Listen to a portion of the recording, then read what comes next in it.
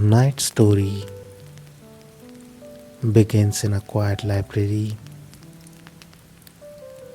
during a gentle October rain where a caretaker named Mara discovers a forgotten book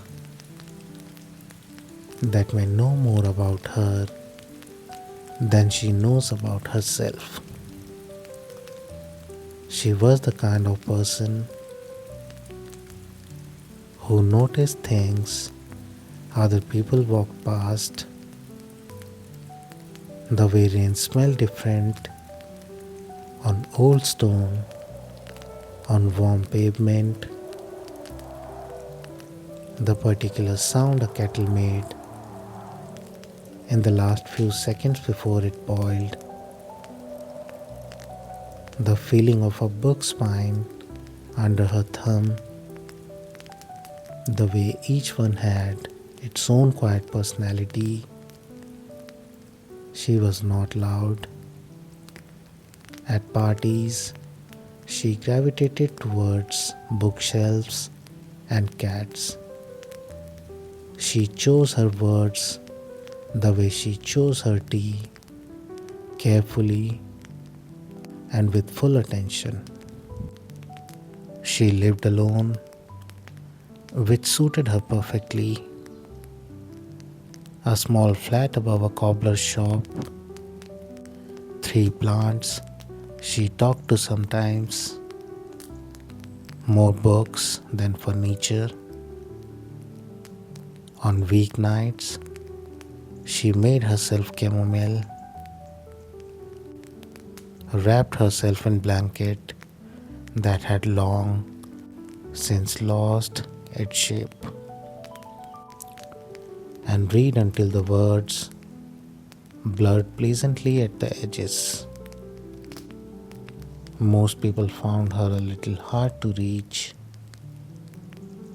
The library had found her just right.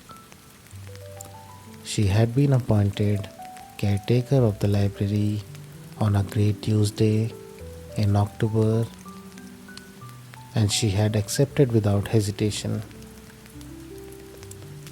Not because the pay was good, which was not, but because the moment she stepped through the front door and smelled the paper and the dust and the faint sweetness of old ink,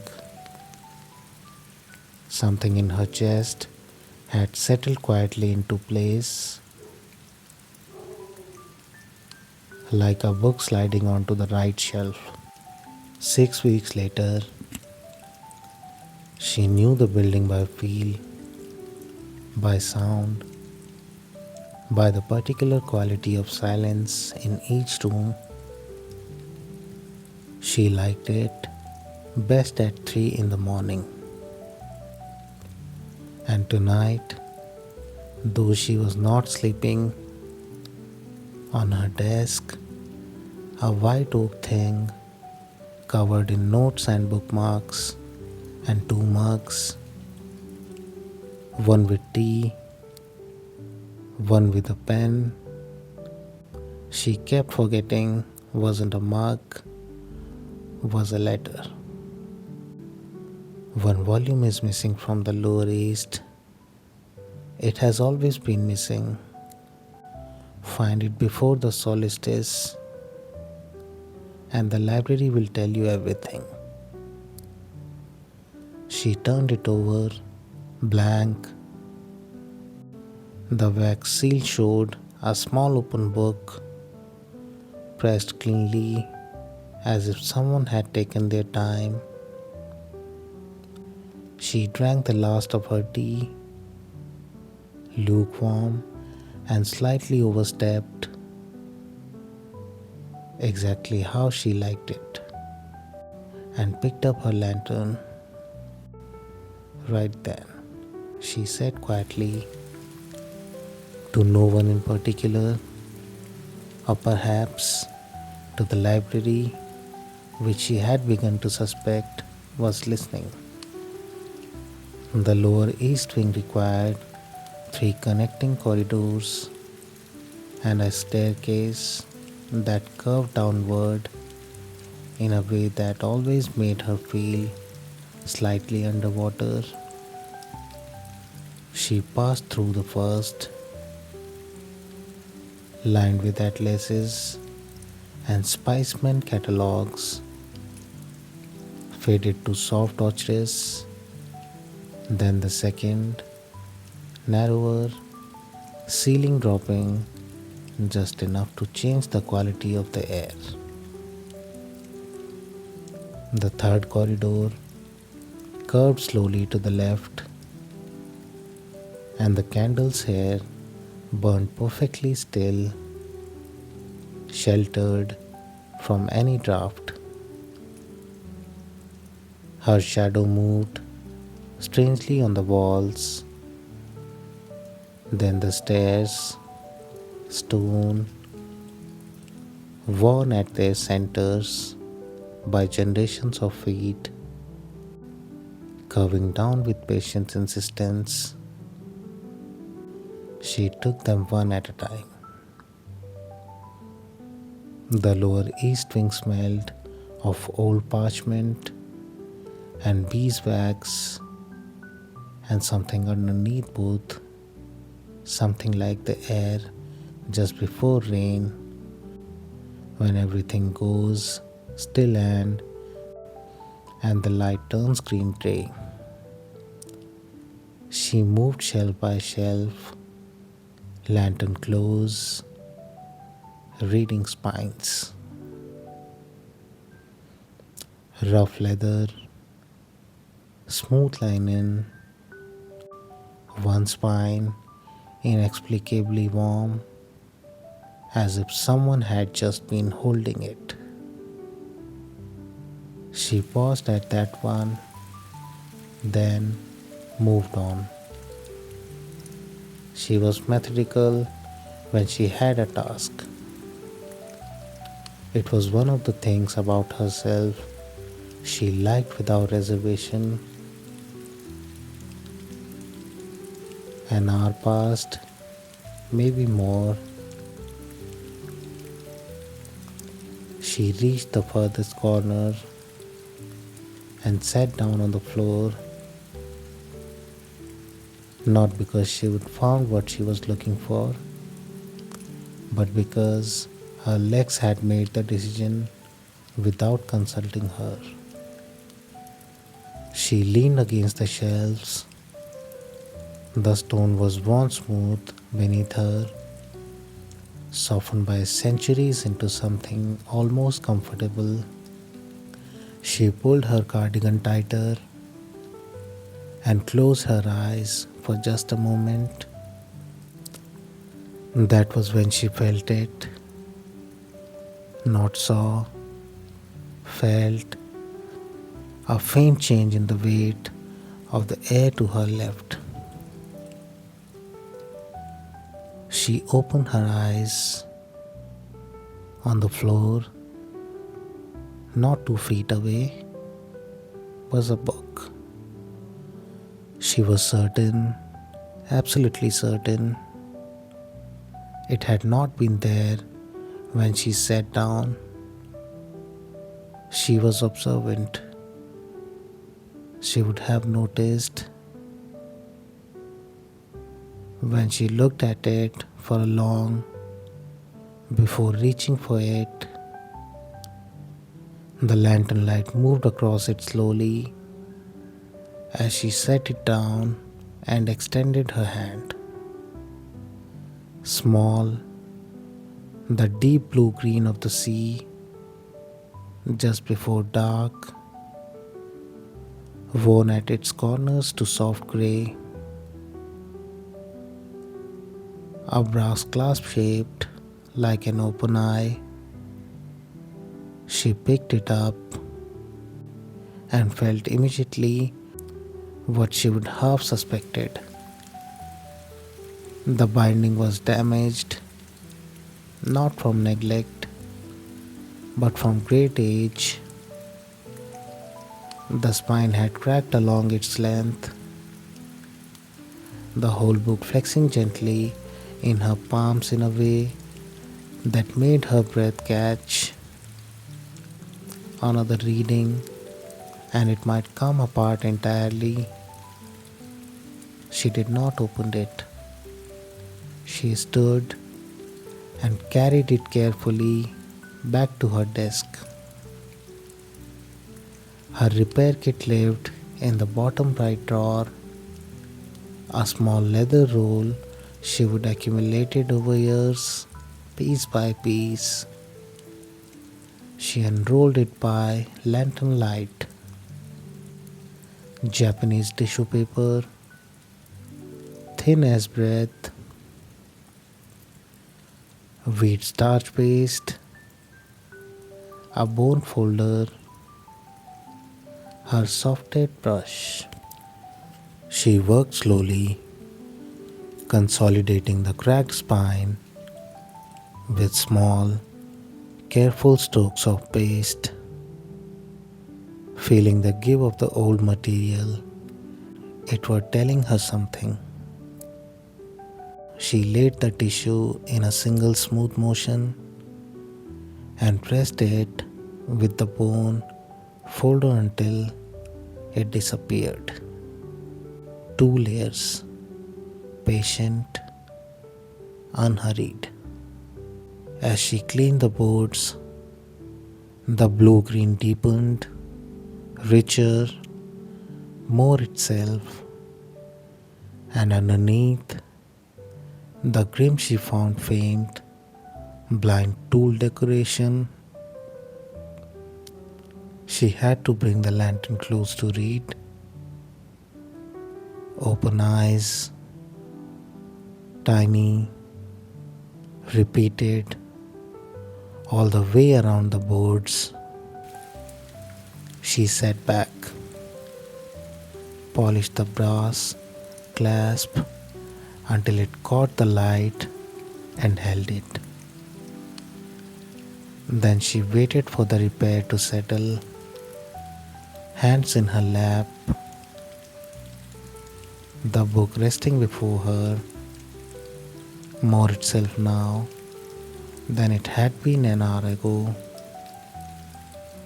cared for, intact. She unlatched the clasp. It opened with a soft, clean click. The first page read, "This volume was here before the library. It will be here after. You have found it because it allowed itself to be found. Read slowly. The words are not the point. The space between the words is the point." She turned the page. Almost entirely blank. In the very center, in handwriting so fine, she had to bring the lantern close. "You are enough." She sat with that for a long moment. She thought of the book as she would found it, spine cracked, corners worn, flexing with fragility, still holding everything it had ever held. The damage was not the point. It had simply been a long time without care. She was not someone who cried easily. But those 3 words, so small on the wide white page, pressed gently against something inside her, and she let them. She turned the page. Small, careful script described a library of impossible size, shelves extending into a sky of slow moving storm clouds, staircases curving like the inside of a shell, a place where every book ever lost eventually arrived, quietly, without judgment. A book slipped behind a radiator in a childhood home. A story misplaced on a train. They came here and waited, patient and unhurried, for the day someone came looking. The library did not judge what was lost, it simply held things until they were ready to be found again. Mara read this thought without meaning to of herself at 17, quiet and unreadable, moving through the world as if she was slightly the wrong size for it.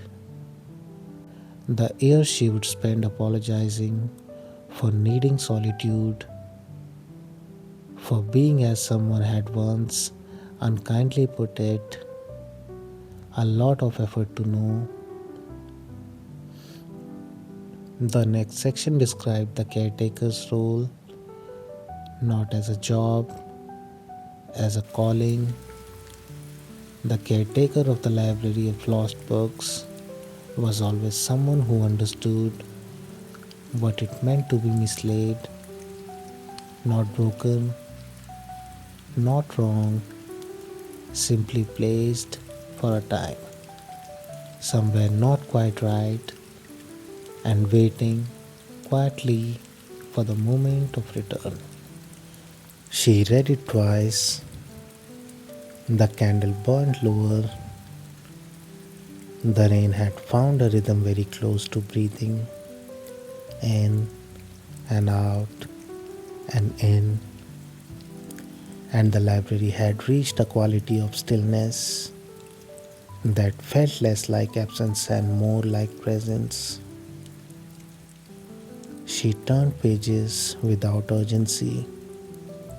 Some had writing, some were blank, some held only a single line, small observations, things noticed, the kind of details most people walk past, the exact weight of silence after thunder, the particular quality of being awake at 3 in the morning when the dark feels less like dark and more like a room you know very well.